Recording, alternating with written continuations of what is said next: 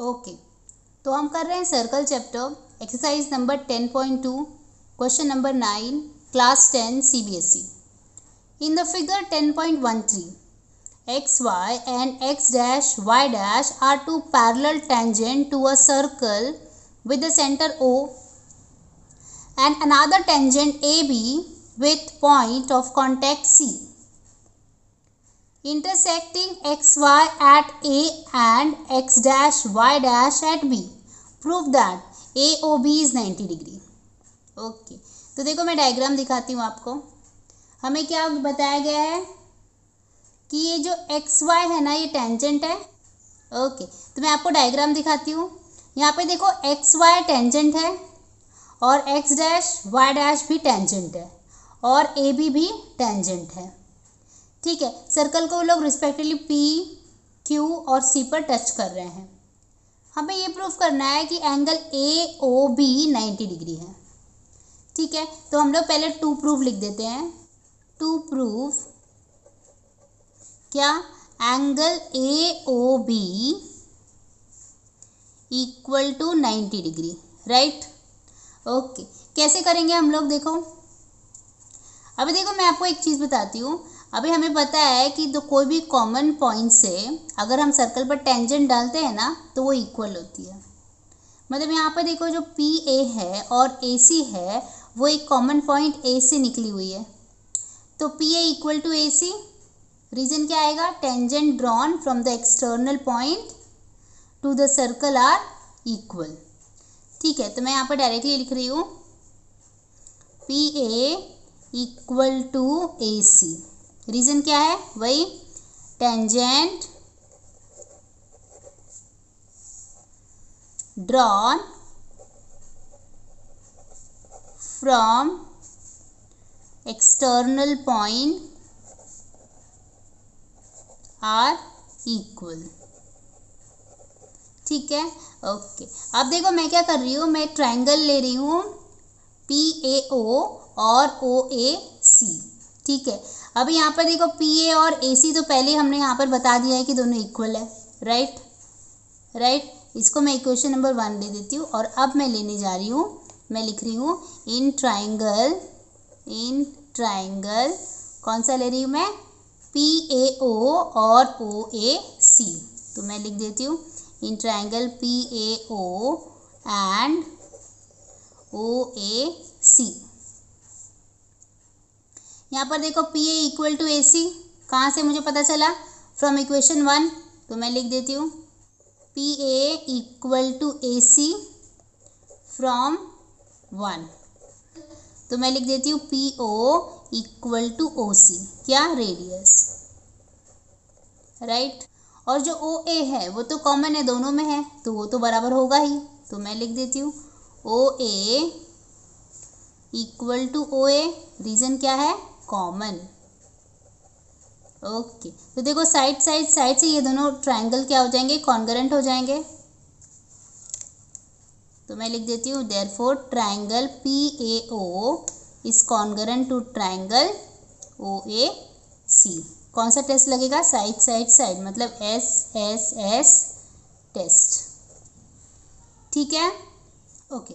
अभी देखो, अभी क्योंकि ये दोनों ट्रायंगल एक दूसरे के कॉन्ग्रुएंट है, ये दोनों ट्रायंगल, तो जो पी ए ओ होगा वो बराबर होगा ओ ए सी के.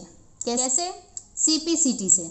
तो मैं यहाँ पे लिख देती हूँ angle P A O equal to angle O A C, क्या, C P C T, corresponding part of congruent triangle. ठीक है, तो उस हिसाब से जो पी ए सी, अभी देखो पी ए सी अगर हम लोग देखें तो पी ए सी किससे बना है, पी ए ओ और ओ ए सी से बना है, राइट. एक बार मैं लिख के दिखाती हूँ angle P A C equal to angle P A O plus angle O A सी.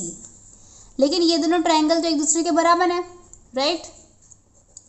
तो एंगल पी ए सी और मैं डायरेक्टली ओ ए सी अगर लिख दूँ यहाँ पर पी ए ओ की भी जगह पर मैं ओ ए सी लिखूँ तो एक ही बात है. एंगल पी ए ओ की जगह पर भी ओ ए सी लिखूँ तो कोई प्रॉब्लम नहीं, क्योंकि दोनों तो इक्वल है. ओ A C plus angle O A सी, तो क्या मिल जाएगा हम लोगों को, 2 एंगल OAC मिल जाएगा। मतलब angle PAC equal to 2 times of angle OAC। इसको इक्वेशन नंबर 3 दे दिया मैंने। ये हमारा इक्वेशन नंबर 2 था और ये हमारा 3 हो जाएगा। अब देखो इसी तरह से हम लोग ट्राइंगल CBO और ट्राइंगल OBQ भी कॉन्करेंट प्रूव कर सकते हैं, राइट क्योंकि इसमें भी सेम सिचुएशन है। CB और QB उसका टेंजेंट है, OB कॉमन है और QO और OC क्या हो जाएंगे, उसके रेडियस हो जाएंगे। ओके, तो हम लोग यहाँ पे सिर्फ सिमिलरली लिख देंगे, यहाँ पे हमें लिखने की कोई ज़रूरत नहीं है। तो हम लिख देंगे similarly triangle OCB equal to triangle OBQ। ठीक है, इसमें भी वही आएगा SSS टेस्ट। और वैसे ही angle CBO will be equal to angle OBQ। Angle CBO equal to angle OBQ। ठीक है, ओके। अभी देखो एंगल अगर मैं CBQ लेती हूँ तो वो दोनों से बना है, किससे, CBO से भी बना है और OBQ से बना हुआ है। तो मैं उसको ऐसे लिख रही हूँ, angle CBQ equal to angle CBO plus angle OBQ। अब क्योंकि OBQ और CBO तो बराबर है, ठीक है, तो मैं डायरेक्टली दोनों जगह पर यहाँ पर CBO ही लिखूँगी, CBO। ठीक है, तो मैं लिख रही हूँ CBQ equal to angle CBO और यहाँ पर भी एंगल CBO। तो फाइनली मुझे क्या मिला, मुझे मिला angle CBQ equal to 2 times of the angle CBO। Equation number 4। ठीक है, okay.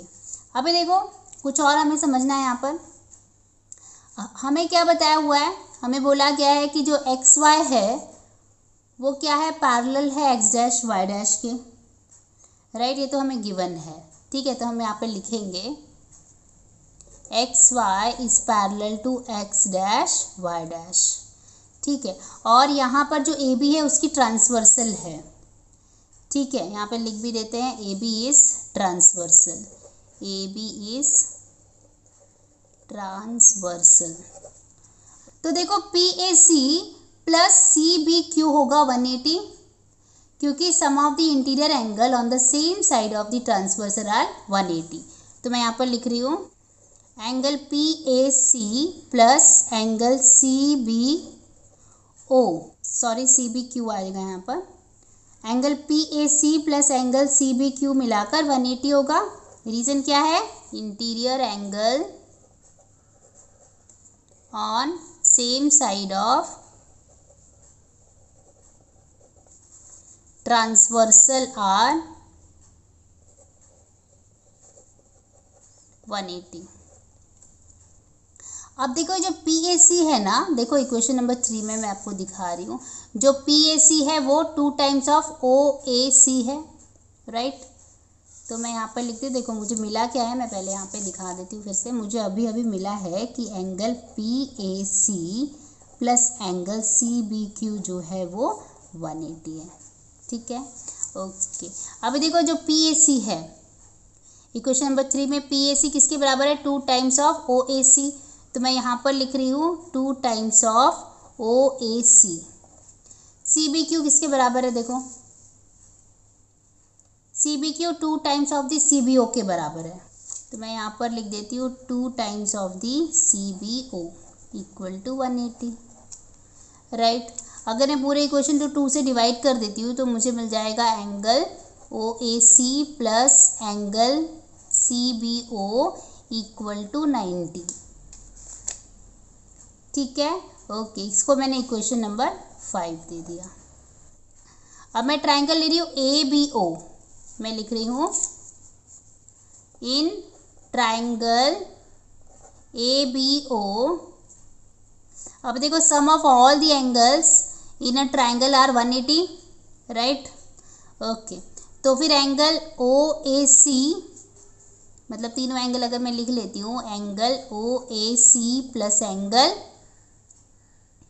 CBO plus angle AOB, तीनों मिला के तो भाई 180 होना है। ओके, पर यहाँ पर देखो जो OAC है, OAC और CBO, ये दोनों मिला के तो 90 हो रहा है, क्योंकि फ्रॉम इक्वेशन नंबर 5, तो हम लोग यहाँ पर दोनों की जगह पे सीधा 90 रख देते हैं। ठीक है, और यहाँ पर आएगा एंगल AOB इक्वल टू 180। तो यहाँ से हमें एंगल AOB क्या मिल जाएगा, 180 माइनस 90। तो फिर एंगल AOB क्या हो जाएगा, 90। देखो हमने प्रूफ कर दिया कि एंगल AOB जो है वो 90, और यही हमें प्रूफ करना था। देखो टू प्रूफ में हमने लिखा था AOB 90 डिग्री है, तो हम यहाँ पर लिख देंगे हेंस प्रूव्ड, हेंस प्रूव्ड। ठीक है, तो यहाँ पर हमारा क्वेश्चन हो जाता है। आई होप आपको समझ में आया है। अगर आपको नहीं भी समझ में आया है तो वीडियो थोड़ा 2-3 बार वापस से इसको देखिए, क्योंकि ये ज्योमेट्री में ऐसा ही होता है, एक बार में चीज़ें समझ में नहीं आती है। It's common and it happens with everyone, तो टेंशन लेने की कोई बात नहीं है। अगर आपको एक वीडियो नहीं समझ में आया, कहीं पे भी डाउट आ रहा है, तो इसी वीडियो को 2-3 बार अगर आप देखेंगे, प्रैक्टिस करेंगे, तो पक्का आप इसको कर पाएंगे। Okay, good day, bye bye, thank you, take care.